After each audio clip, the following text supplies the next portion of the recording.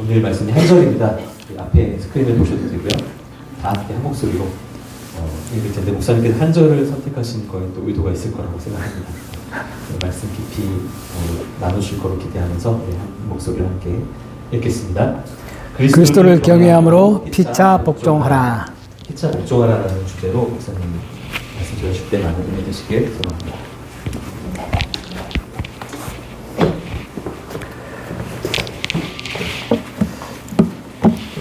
안녕하세요. 네. 오늘 제가 본문을 우리 총무님께서 어떻게 하셨는지 한 절을 선택한 게 깊은 뜻이 있느냐? 뭐 깊은 뜻이 있는 것은 아니고요. 본문을 선택하다 보니까 너무 길어지는 겁니다. 그럴 바에야 한 절로 줄이자. 한 절로 했고요. 이제 원래 5월달이 가정의 달이죠. 제가 이제 로마서 좀 벗어나서 에베소서에 이 말씀을 좀 보려고 합니다. 자, 이 구절은 이 성경 전체를 보면 앞문장과 뒷문장 사이에 끼어 있어서 아주 핵심적인 그런 역할을 합니다. 오늘 제가 들으신 말씀 핵심은 뭐냐면 이 구절의 바로 앞에 보면 우리가 잘 알고 있는 성령 충만함에 대한 얘기가 있습니다. 술 취하지 말라, 성령 충만을 받으라. 그렇게 말하면서 그 성령 충만함의 결과라는 것은 어떻게 나타나는 거냐? 그것은 피차 복종의 형태로 나타난다. 그렇게 말을 합니다. 우리 보통 성령 충만 그러면 뭐죠? 방언도 하고 신유의 기도 베풀고 막 그런 걸 생각하기 쉬운데 그게 아니라 성경이 말하고 있는 바는 성령 충만한 사람들은 상대방을 대할 때 피차 복종할 수 있는 그런 태도를 취할 수 있게 된다. 그런 말들입니다. 이 피차 복종이라는 것은 우리 요즘 쉽게 막 바꾸면 상호 존중입니다. 피차니까 상호죠. 그리고 복종이라는 것은 좀 이따 말씀드리겠지만 서로 존중한다 그런 뜻입니다. 이 원리는 모든 사람을 대하는 기본 핵심 원리죠. 그런 것입니다. 또 그리고 그렇게 하는 이유는 그리스도를 경외하는 마음으로 그렇게 한다. 그렇게 말하면서 이렇게 피차 복종할 수 있는, 다시 말하면 성령 충만한 사람의 그 결과가 가장 먼저 나타나야 하는 곳은 어디다? 바로 가정이다. 그렇게 얘기를 합니다. 그건 교회도 아니고 다른 어떤 것도 아니고 선교 현장도 아니고 그것은 바로 우리의 가정이 그 관계의 출발점이 된다라는 것이고 그 관계가 점점 더 확장되어져서 우리가 다니고 있는 직장, 사회로 관계가 확장되어져 간다. 그게 이제 오늘 본문이 통해서 제가 드리고 싶은 말씀의 핵심입니다. 근데 우리가 이렇게 살다 보면 나는 이런 마음을 하는데 상대방들은 나에게 지나친 요구를 하는 경우가 많습니다. 아주 많지 않겠지만 가끔 등장하겠지만 그래도 없지 않아 있습니다. 그럴 때 우리가 그 한계를, 경계를 어떻게 정할 것인가 하는 것들이 오늘 제가 드리고 싶은 말씀의 전체 내용들입니다. 우리 방금 봤던 것처럼 제 밑에 21절에 우리가 읽었던 본문이 있죠. 그리스도를 경외함으로 피차 복종하라. 그 앞에 보면 18절에서 술 취하지 말라. 이는 방탕한 것이니 오직 성령으로 충만함을 받으라. 그렇게 말하면서 바로 이어서 나오는 것들은 하나님을 향하여 우리가 감사와 찬양이 넘치게 된다. 그 두 번째는 남들을 대할 때 그리스도를 경외함으로 피차 복종할 수 있는 그런 태도를 갖게 된다라는 것이 이 구절에 속해 있는 전체의 문단의 의미들입니다. 그리고 우리가 성령이 충만하면 성령 충만한 것은 어디에 나타난다? 그 사람의 성품에 나타나야 한다. 그 뜻입니다. 성품이라는 것은 하나님을 향하여 내가 감사하고 원망하지 않고 찬양하고 또 남들을 대하는 태도에서 나의 성품은 나타나야 한다. 그렇기 때문에 성경이 전체적으로 말하고 있는 하나님 사랑, 이웃 사랑 이거와 같은 맥락이 있습니다. 그 관계에서 얼마나 내가 하나님을 잘 감사하고 찬양하며 남들을 대할 때 내가 상대방을 존중하는 마음을 가지고 대할 수 있느냐. 그걸 잘하는 사람이 어떤 사람이다?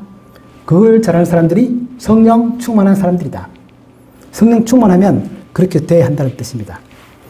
그 다음에 보면 이 구절이 다시 시작하면서 밑에 보시면 밑에 그리스도를 경외하라 피차 복종하라 그렇게 말하면서 그 다음에 가정의 이야기를 바로 이어집니다. 그러니까 되게 신기한 거죠.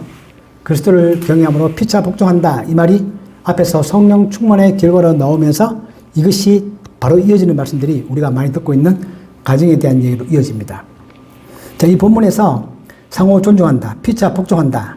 이 단어의 의미를 우리가 좀 정확하게 알 필요가 있죠. 여기서 복종한다 이 말은 번역할 때 복종이니까 뭔가 좀 굴종 같고 약간 그런 느낌이 있지만 원래 그 단어의 의미는 후포타스라고 해서 상대방의 가치를 높여주는 자발적인 능동적 섬김의 의미를 담고 있습니다. 그러니까 중요한 개념이죠. 자발적이어야 한다. 상대방이 나한테 복종을 강요해서는 안 됩니다. 모든 인간관계에서. 내가 복종한다는 얘기는 내 마음 가운데서 자발적으로 또 그리고 그것의 목적은 상대방의 가치를 높여주는 그런 마음을 가지고 자발적으로 능동적 섬김의 마음을 가지고 상대방을 대하는 그런 개념이 바로 성경이 말하고 있는 복종의 개념이다. 이 속에는 어떤 질서의 개념도 들어있습니다. 우리 질서 그러면 삼위일체를 생각하시면 가장 그 질서의 개념을 우리가 잘 이해할 수 있습니다. 하나님은 제1위 하나님, 성부 하나님, 성자 하나님, 성령 하나님, 삼위일체 하나님이시죠. 그 삼위일체 하나님은 어느 누가 더 뛰어나고 누가 열등하고 그런 관계 아니죠. 삼위일체 하나님은 모두가 다 똑같이 능력을 많이 가지고 있고 똑같이 영광스럽고 똑같이 존귀하고 같은 능력과 영광과 권위를 가지고 있습니다. 다만 그것을 우리가 1위, 2위, 3위라고 부르는 이유는 그 질서를 말하는 거죠. 어떤 질서? 역할에서의 질서. 성부 하나님은 결정하시고 성자 하나님은 실행하시고 성령 하나님은 하나님이 하신 일들을 우리들의 마음 가운데 감동을 주고 그런 역할이 다르기 때문에 그것 때문에 1위, 2위, 3위가 있고 그걸 우리가 질서라고 부릅니다. 그런 질서지 이 결코 한쪽이 다른 쪽보다 더 우월하다. 다른 쪽은 더 열등하다. 그런 뜻이 절대 아닙니다. 그 의미가 바로 이 복종, 우리 성경에서 복종이라고 번역한 이 후포타수라는 단어 속에 들어있습니다. 그리고 그리스도를 경외한다는 얘기는 뭐냐면 내가 상대방에게 말을 할 때 나는 지금 누구한테 말하고 있는 거다?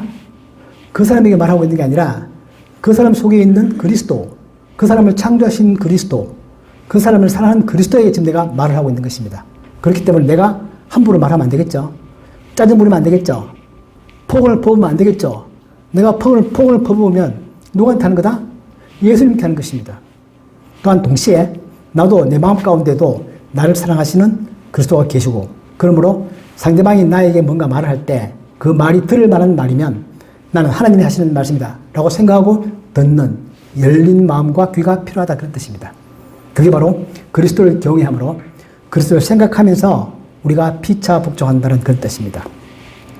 자, 그래서 이러한 것들이 바로 이어지는 말씀에서 본문에 보시면 이제 21절에 끝나자마자 바로 가정에 대한 얘기가 시작됩니다.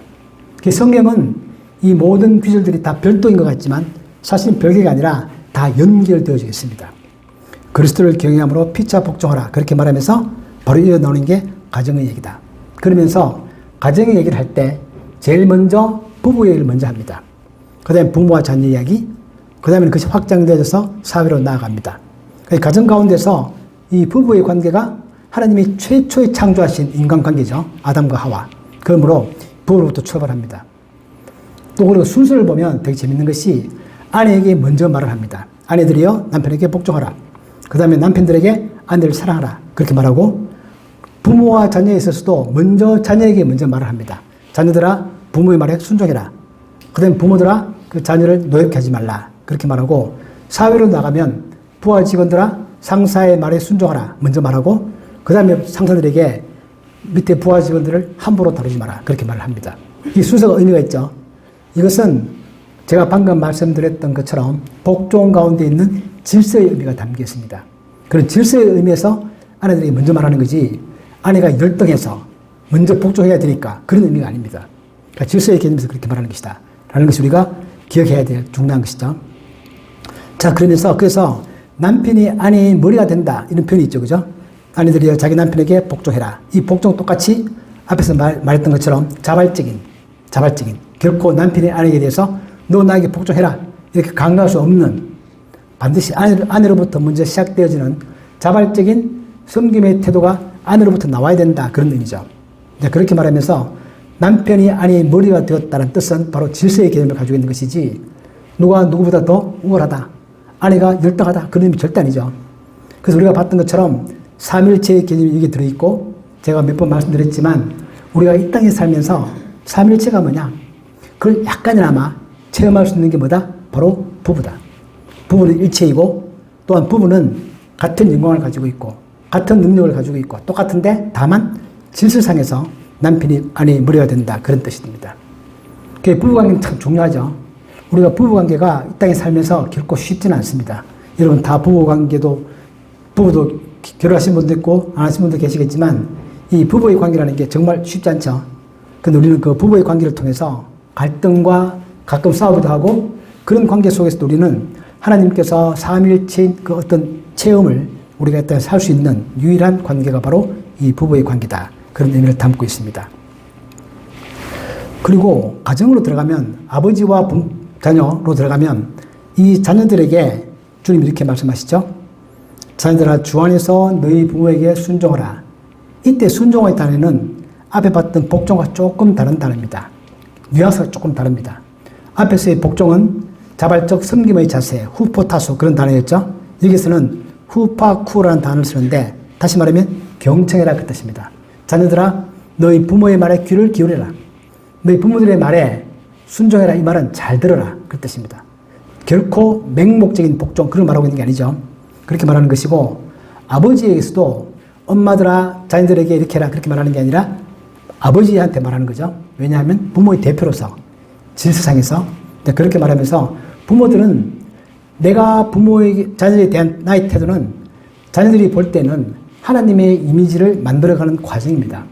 아이들이 커서 나중에 예수를 영접하고 성경을 읽으면서 하나님에 대한 이미지를 자기 마음속에 만들고 스스로 만들고 하나님은 이런 분이시겠다를 만들어가는데 그게 첫 출발점이 누구죠? 바로 자기 아버지라는 뜻입니다. 그러니까 우리는 자녀들에게 나는 지금 나의 자녀들에게 하나님의 모습을 보여주고 있는 것이다.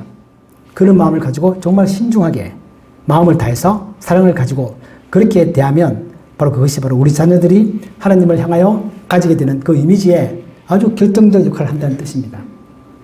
우리도 그렇죠. 우리도 크면서 우리 아버지 부모를 생각하면서 내가 성경을 읽으면서 하나님 아버지 이렇게 부를 때 그 아버지 이미지에서는 내가 어릴 때 봤던 우리 아버지 이미지가 반드시 겹칩니다. 그런 의미에서 우리가 자녀에 대해서 그런 마인드를 가져야 된다. 자녀의 영적 조언자이고 인생의 선배이고 상호 존중하는 태도를 가지고 대화를 한다. 여러분 이렇게 잘 하세요? 집에 가시면 여러분 자녀들하고 그렇게 하십니까? 우리 성준이 자매님? 정말 쉽지 않죠? 우리 살아보면 정말 쉽지 않습니다. 쉽지 않은데 아무튼 성경이 우리들에게 말하는 바는 하나님께서 우리들에게 원하시는 바는 우리가 부모로서 우리의 자녀들 이렇게 대해야 한다는 뜻입니다. 그러니까 자녀들은 당연히 부모에 대해서 부모의 말을 경청해야 되고 잘 들어야 되고 그런 뜻입니다. 자, 직장으로 오면 직장에서 또 그렇게 말합니다. 바울이 말하기를 그 당시의 표현을 보면 종들아, 지금으로 말하면 부하 직원들이죠. 부하 직원들에게 육체의 상전에게 순종해라. 이 순종 역시 자녀와 똑같은 단어인 후파코라는 단어를 쓰는 것이고 귀를 기울이고 잘 들으라 그 뜻입니다. 맹종을 말하고 있지 않습니다. 반드시 잘 들어보고 그것이 합당하고 올바른 일이면 따라가고 그렇지 않으면 반대의 설을 말할 수 있고 그런 것들이 바로 종들이 육체의 상전에게 순종하는 그런 태도입니다. 그리고 상사들에게는 구절에 보면 재밌습니다. 상전들아 너희도 그들에게 이와 같이 하고 이와 같이 하는 게 뭐죠? 앞에 보면 종들아 두려워하고 떨며 성실한 마음으로 육체의 상전에게 순종하기를 그리스도께 하듯 하라. 눈 가림만 하여 사람을 기쁘게 하는 자처럼 하지 말라. 마음을 다해 하라는 것이죠. 어떤 일에 진심을 담아라. 그런 얘기인데 상전들아 그것은 종들만 그렇게 하는 게 아니다. 너희도 그들에게 이와 같이 해라. 이렇게 줄여서 딱 한마디로 표현했지만 이와 같이 속에는 다 들어있습니다. 너희들도 두려워하고 떨며 성실한 마음으로 부하 직원들에게 부하직원들의 말을 잘 듣고 거기에 순종하고 그리스도께 하듯 그렇게 해라. 그리고 눈 가림만 해서 겉으로만 그런 척 하지 말라. 그 모든 표현들이 이와 같이 하고에 다 들어가 있습니다. 여기도 추가해서 위협을 거쳐라. 너에게도 상사가 있고 너희 상사는 누구다? 하늘에서 보시는 너의 하나님이시다. 그런 말들을 합니다. 같은 원리죠. 그 우리가 피차 복종한다. 이 말은 처음에 나왔던 그 피차 복종의 그 개념은 모든 인간관계 속에서 다 들어가 있습니다. 아내들은 순종하고 남편은 아내를 사랑하고 그 단어의 표현이 좀 다르게 표현했지만 그 속에 기본 원리는 그리스도를 경외함으로 피차 복종하는 것이 다 들어있다 그 뜻입니다. 우리 이렇게 삶을 살아가는 사람이 정말 어떤 사람이다? 성령 충만한 사람이다. 우리는 성령 충만함을 기도하면서 내 삶 가운데 이러한 마음을 갖도록 하는 것이 정말 중요하고 그것이 진정한 성령 충만한 사람의 모습이다. 그렇게 성경은 우리들에게 그렇게 말합니다.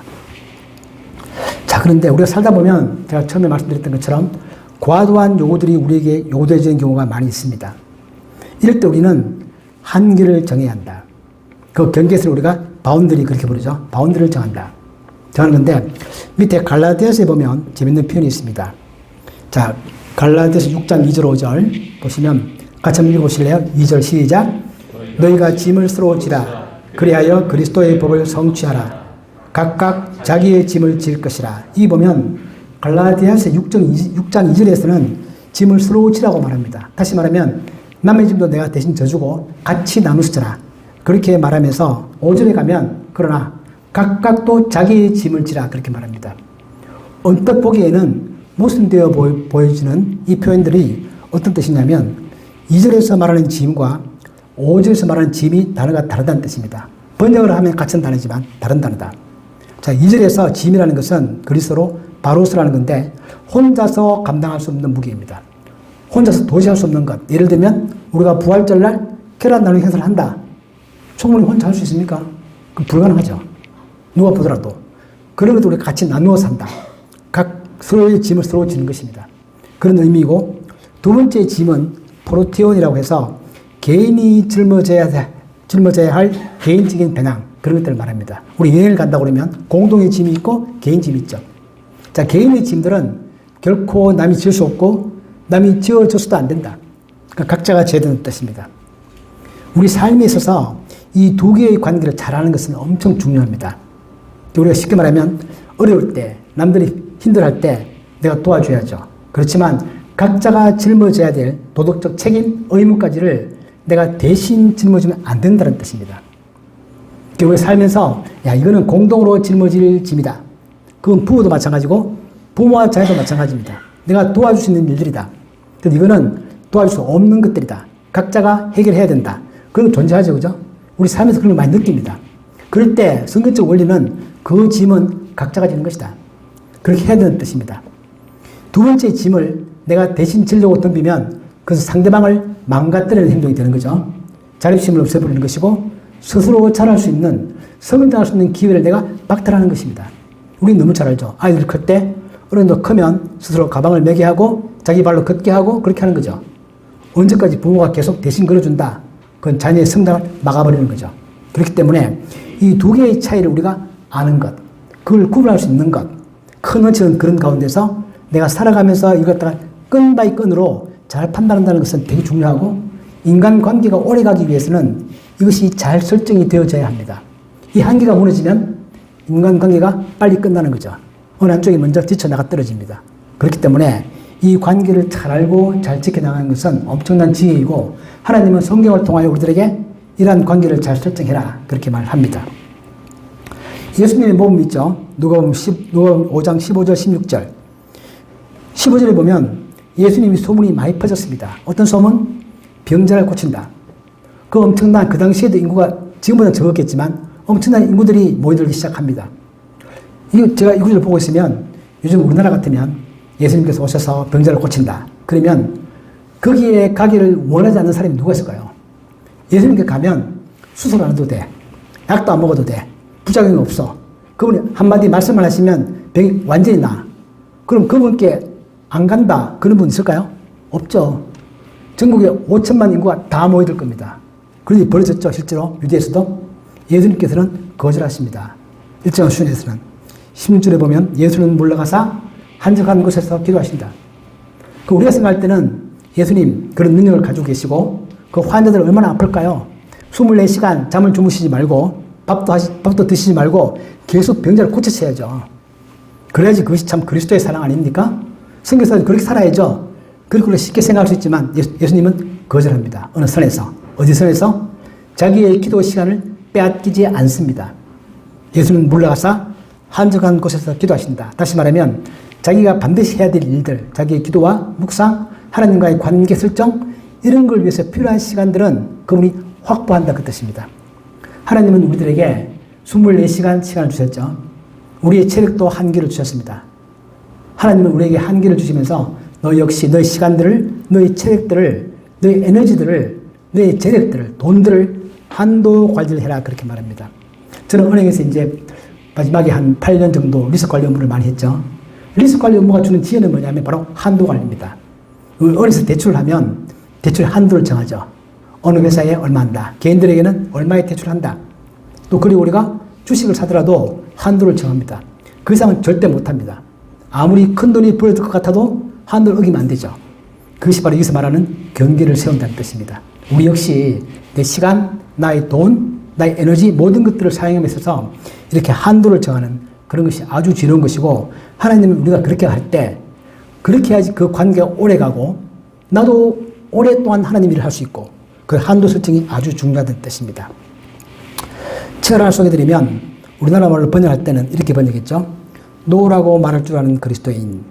이 책의 원제목은 바운드리입니다. 밑에 보시는 것처럼 많은 바운드리가 필요하다. 우리 삶에는. 그렇게 말하면서 기독교 상담학자인 헨리 클라우드 타운샌드라는 두 분이 공저를 했는데 2000년에 나왔고요. 많은 사례들이 들어가 있고 많이 개정 정보가 되었습니다. 보시면 이 밑에 보시면 이제 KNOW NO만 보이고 왼쪽에 K와 오른쪽에 W 잘 안 보이시죠?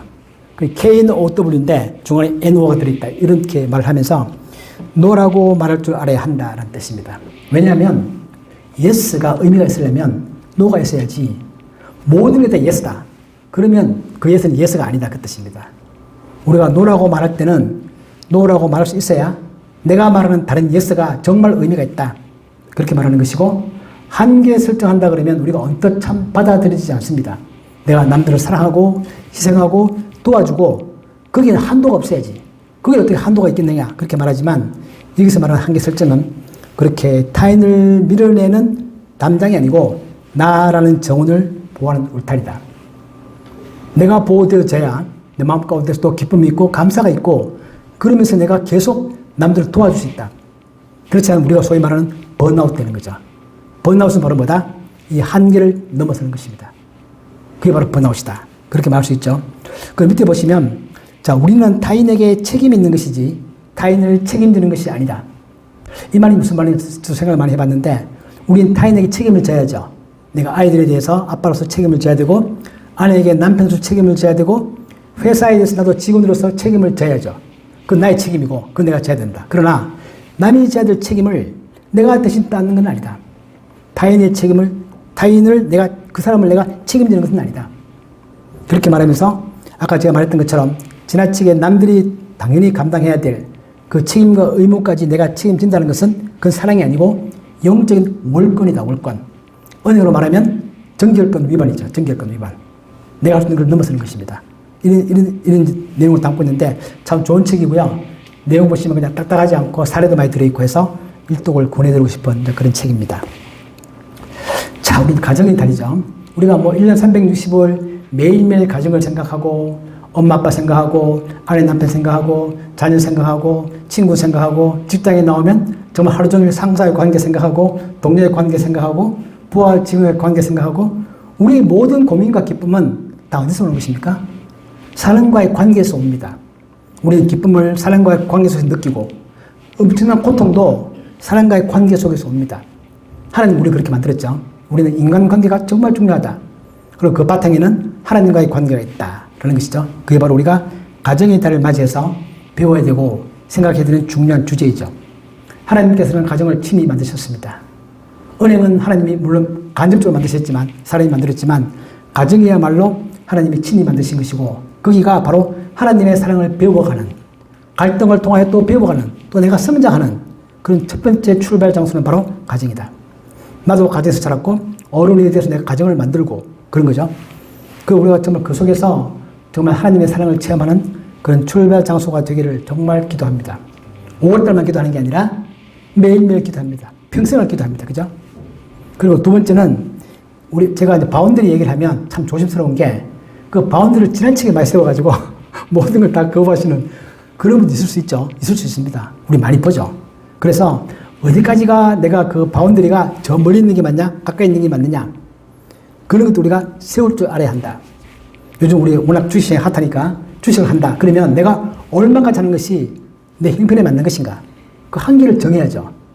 엄청 중요한 것입니다. 그죠? 그것처럼 내가 이런 인간관계 속에서도 내가 이기적이지 않으면서도 과도한 요구에 대해서 적절한 경계를 정할 수 있는 지혜를 갖는 게 정말 중요하다. 제가 살펴보면 모든 가정에 가까운 가정도 있고 친척도 있죠. 친구도 있고. 그런데 이런 과도한 요구들이 요구하는 사람들이 꼭 한두 명씩은 있습니다. 보면. 그때 고통을 당하고 거기 자기 부모일 수도 있고 자기 자녀일 수도 있고 자기 형제일 수도 있고 그런 건데 저도 은행 근무하면서 제가 같이 근무했던 직원 중에서는 자기 형의 사업 때문에 정말 거기 쉽게 말하면 좀 과하게 지원을 했죠. 근데 그랬는데 결국은 감당할 수가 없고 그 친구 제 친한 고등학교 친구였는데 그 친구도 참 생을 슬프게 마감했습니다. 그런 일 때문에. 그걸 보고 있으면 한도를 정하는 게 정말 중요하다. 선교사님들은 밖에 나가서 선교를 할 때 자기 가정도 돌봐야 되는 거죠. 그 외국 선교사님들이 우리나라에 와서 처음 할 때 그들은 사역하는 것과 집안 자기 자녀를 보살피는 일들을 분명히 구분을 했습니다. 그리고 그 시간을 절대로 빼앗기지 않습니다. 아무리 사역이 급해도 자녀와 놀아야 되고 자녀를 가르쳐야 되고 자녀와 시간을 보내야 되는 시간들을 결코 양보하지 않습니다. 예수님처럼 그렇게 하시는 거죠. 우리 그런 지혜가 정말 필요하다. 그럴 때 우리가 롱런할 수 있다. 오래 갈 수 있다. 인간관계도 오래 가고 나의 에너지도 오래 가고 내가 정말 좋아하는 일들을 하나님이 원하시는 일들을 내가 오래 할 수 있다. 거기는 바로 이 바운드리를 잘 정하는 그 수준과 그 깊이를 잘 정하는 그런 지혜가 필요하다. 그래서 우리는 남들을 많이 사랑하고 바운드리를 정하려고 하면 남들과 멀어지기 쉽고 남들과 너무 가까워지면 바운드리가 사라질 수 있습니다. 그 경계를 정말 잘 조화를 맞추는 밸런스를 맞추는 그런 지혜로운 사람이 되어서 마음속에서 항상 하나님을 기뻐할 수 있고 이웃을 사랑할 수 있고 그런 마음을 가지고 끝까지 주님 부르실 그날까지 살아가는 우리 모두가 되시기를 주님 이름으로 축복합니다. 아멘. 아버지 하나님, 우리가 매일 생각해야 되지만 특별히 또 5월달 가정의 달을 맞이하여 하나님 주신 말씀을 보면서 우리가 우리의 가정을 어떻게 이루어야 할지 또 우리에게 가정을 허락하신 하나님 앞에서 내가 어떻게 살아가야 할지를 다시 한번 깊이 생각합니다. 하나님, 우리들의 마음 가운데 예수님께서 우리를 사랑하셨던 것처럼 그러한 사랑이 넘치는 마음을 주시고 또한 예수님께서 어느 선에서 자신의 사역을 지키기 위하여 거절하셨던 아주 현명한 모습을 보면서 우리도 그와 같은 지혜를 갖기를 원합니다. 하나님, 이렇게 남을 사랑하면서 또한 적절한 바운드를 정할 수 있는 그런 지혜를 주셔서 우리의 사랑이 하나님의 사랑을 보여주고 예수 그리스도의 사랑을 보여주는 그러한 사람이 될 수 있도록 은혜 베푸시옵소서. 예수님의 이름으로 기도하옵나이다. 아멘.